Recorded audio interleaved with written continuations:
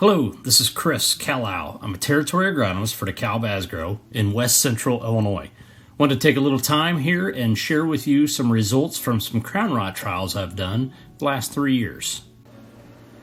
Quickly, a little bit of background on crown rot. So it is caused by a fungal pathogen, and predominantly that pathogen is Fusarium. Occasionally there can be other pathogens at play, but predominantly it's Fusarium. And that infection happens early on in the corn plant's life cycle.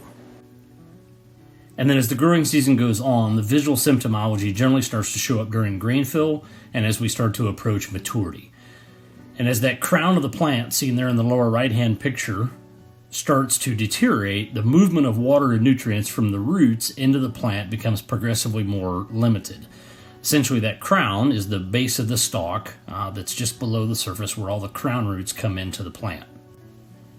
And in severe cases, the flow of the water and nutrients can be totally shut off because that crown can actually die prematurely. And that premature death is what we refer to as ghosting of plants, and that's what you see there in the top right. It's really evident as you think about walking green corn or picking green corn and you see these random dead plants. That also then leads to opportunistic stalk rot pathogens setting in, ultimately yield loss, and standability concerns. So in the 3 years I've done this work, I've done it with susceptible and tolerant hybrids, multiple different seed treatments with in-furrow fungicide applications, V5, V6 fungicide applications, and VTR1 fungicide applications. Most of the locations have been back in fields with known issues, and the majority have been corn on corn. Quickly looking at some of the data, in the 3 years I've done this, not only have I collected yield, but I've also collected the infection rates of each treatment. So the green bars would represent the yield of each treatment against the axis there on the left-hand column of the chart. The yellow line would indicate the infection rates of each treatment against the right side of the chart. The quick highlights of this graph I wanted to point out. There's more bounce or variability with the susceptible hybrid when you look at the yield and the infection rates versus that of the tolerant hybrid.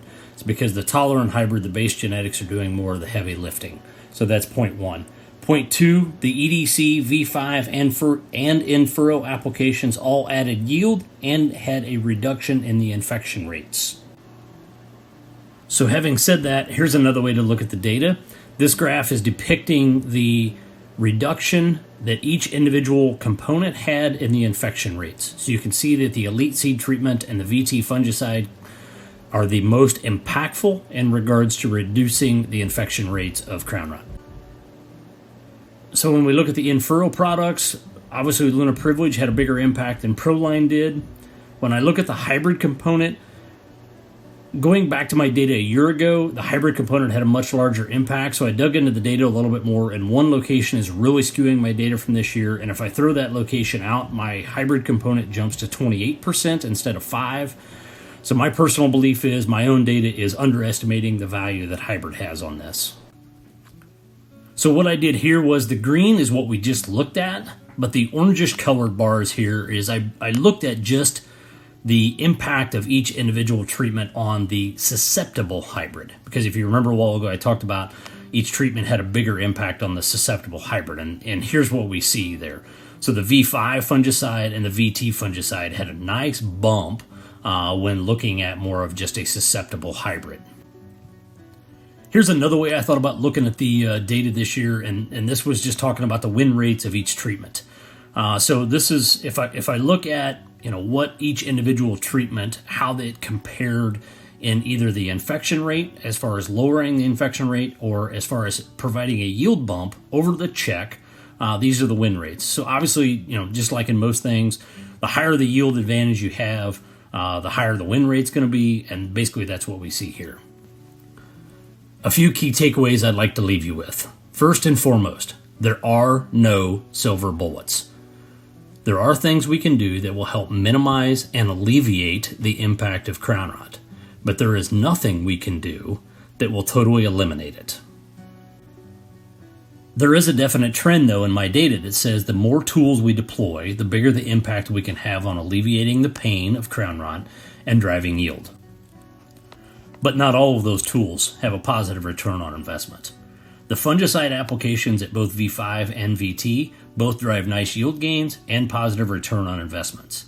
The Elite Seed Treatment Package over the Basic Seed Treatment Package drives a nice yield advantage and a nice positive return on investment. When I look at the in-furrow applications, some of them have driven nice yield benefits with positive return on investments, but some of them have not. The final thing I'll leave you with.